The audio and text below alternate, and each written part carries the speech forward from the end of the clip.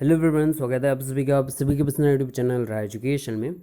69,000 भर्ती प्रमुख अपडेट, आज के प्रमुख अखबारों से कई इंपॉर्टेंट न्यूज़ अपडेट को कवर करेंगे और कई और भी चीज़ों को देखेंगे इस वीडियो में, जिसमें से बातचीत करेंगे। अध्यापक भर्ती के मूल्यांकन में गड़बड़ी का आरोप लगाया है लोगों ने, और कई इंपॉर्टेंट चीज़ों मूल्यांकन के ऊपर भी प्रश्न चिन्ह है लोगों का कि क्या कैसे हुआ, गड़बड़ी जो भी है इस पर बातचीत करेंगे। कई इंपॉर्टेंट जो अपडेट है वहाँ से, न्यूज़पेपर से। इसके अलावा समान वर्ग की सीटों पर हर वर्ग के मेधावी होंगे चयनित, न्यूज़पेपर में ये चीज़ निकली है, इसको भी देखेंगे। राज्य सरकार को राहत दी है कोर्ट ने, वरीयता क्रम से जिला आवंटन का निर्देश जारी कर दिया है। बहुत बड़ी अपडेट है ये, इसको भी देखेंगे और कई प्रमुख और भी अपडेट को कवर करेंगे। तो चलिए बिना किसी देरी के वीडियो शुरू करते हैं। जितनी भी अपडेटों को 69,000 भर्ती से जुड़ी हुई प्रमुख अपडेट है।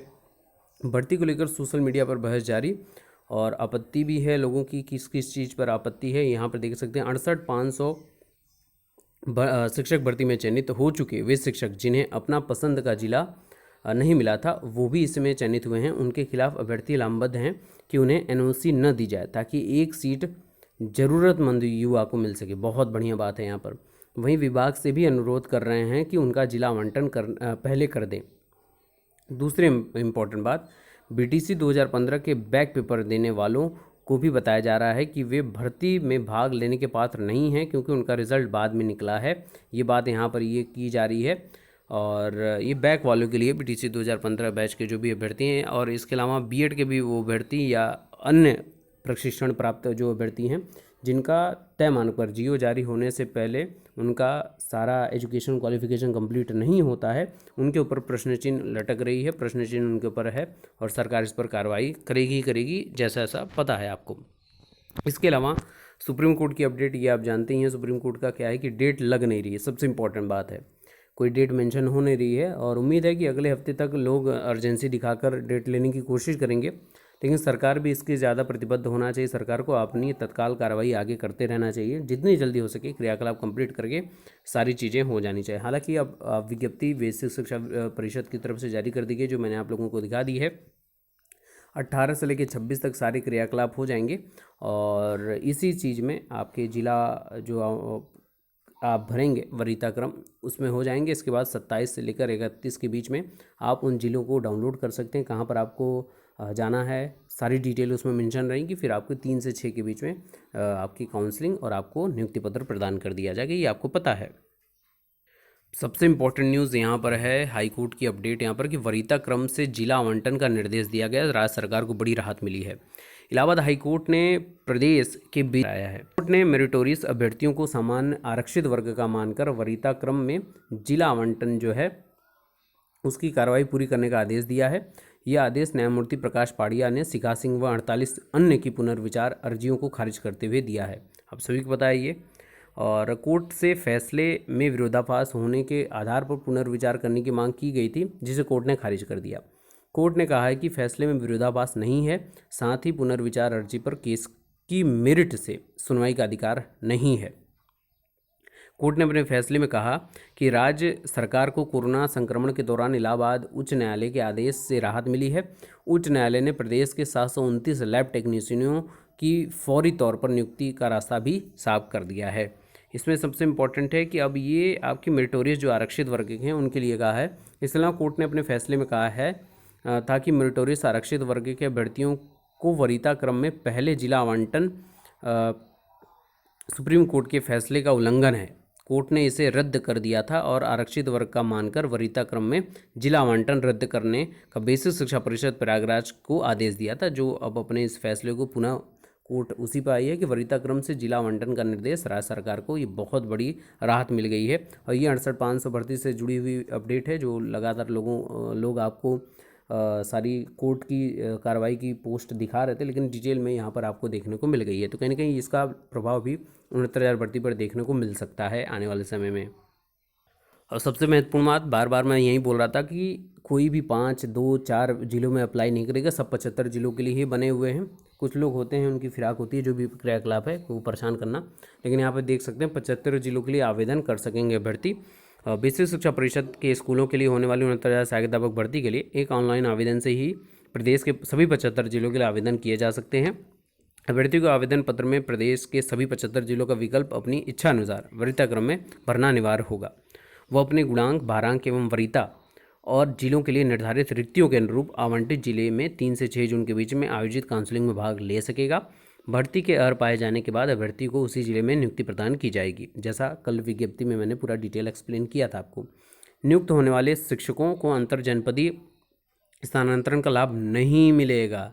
इस भर्ती के लिए आयोजित शिक्षक भर्ती परीक्षा में 1,46,060 अभ्यर्थी सफल घोषित किए गए हैं और आवेदन करने वाले सामान्य व ओबीसी भर्तियों को 500, जबकि अनुसूचित जाति जनजाति के भर्तियों के लिए 200 का बैंक से लेकर जो ड्राफ्ट बनाना है, काउंसलिंग में प्रतिभाग करना होगा।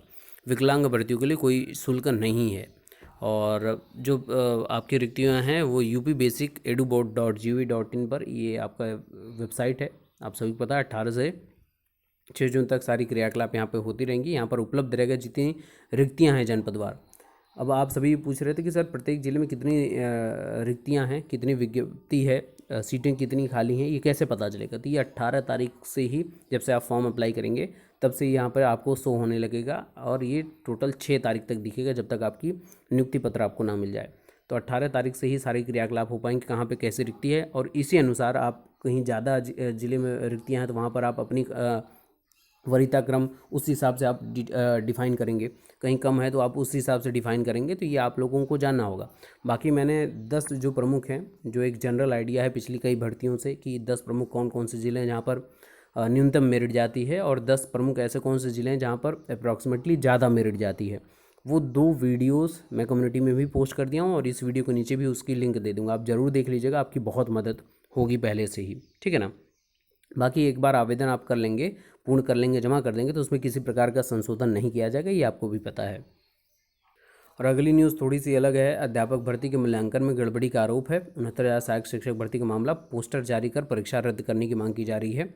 हालांकि ये मांग पहले भी थी जब परीक्षा हुई थी, लेकिन अब जब इतने बड़े बड़े टॉपर्स निकल गए हैं तो अभ्यर्थियों के मन में पूरी न पूरी शंका बनी हुई है कि इतने अंक कैसे हासिल कर सकते हैं। और सीधी बात ये भी है कि जो टॉपर्स हैं, अगर उनका एकेडमिक रिकॉर्ड भी देखा जा रहा है, लोग हर जगह वायरल कर रहे हैं फेसबुक पर, तो उसमें ये देखने को मिल रहा है कि उनका पूरे एकेडमिक कभी भी उन्होंने 50% से ज़्यादा स्कोर कभी किया ही नहीं है, और यहाँ पर आकर वो साइंटिस्ट की श्रेणी में आ गए हैं। 150 में 142, 143, 144 नंबर हासिल कर रहे हैं। तो कहीं ना कहीं जाहिर सी बात है, सबके अंतर्मन में जो 8-8, 10-10, 12-12 घंटे अभ्यर्थियों ने मेहनत किया था, तो उनके अंतर्मन में प्रश्न चिन्ह है ही कि ये तो कुछ लोग हैं जो उजागर हो चुके हैं, 4 लोग, 8 लोग, 10 लोग, लेकिन इसके अलावा बड़े लोग हो सकते हैं। कहीं ना कहीं एक प्रश्न चिन्ह का उठना भी स्वाभाविक क्यों है, क्योंकि ये लोग एक ही जगह से सेंटर आपका एक ही में, वहीं से सब टॉपर्स घोषित कर दिए हैं। तो कहीं ना कहीं एक प्रश्न चिन्ह है ही।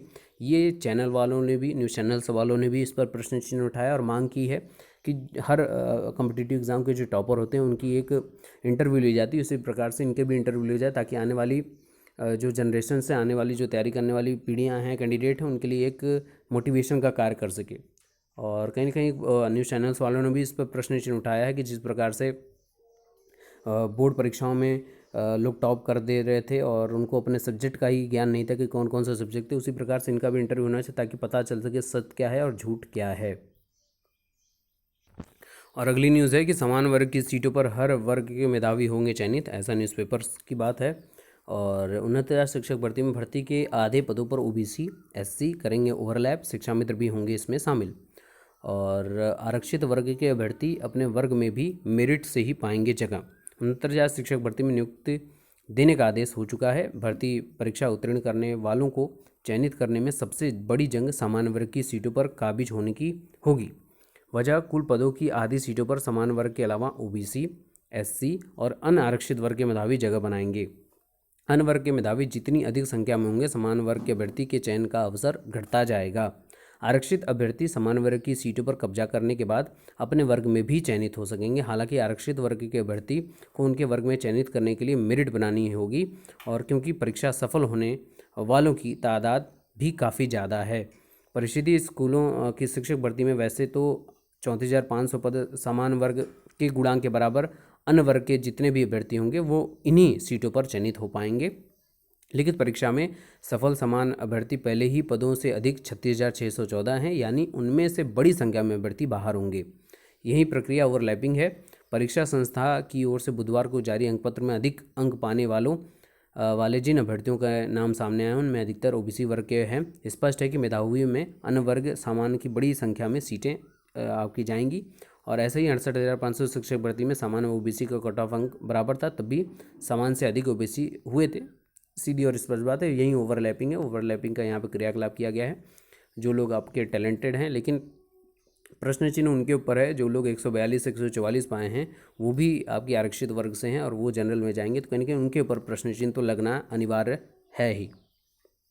तो ये प्रमुख अपडेट थी आप लोगों के लिए आज न्यूज़पेपर से। इसके अलावा आप लोगों से मैंने वोटिंग कराई थी, एक नंबर, आपके नंबर किस रेंज में आते हैं। मैक्सिमम मेरा जो अनुमान आंकड़ा था उसी में लोगों को मैक्सिमम लगभग उसमें 10,000 के आसपास लोगों ने पार्टिसिपेट किया। इसके अलावा मैंने आपके गुणांक भी पूछे, तो उसमें भी 10,000 के आसपास लोगों ने वोटिंग की है।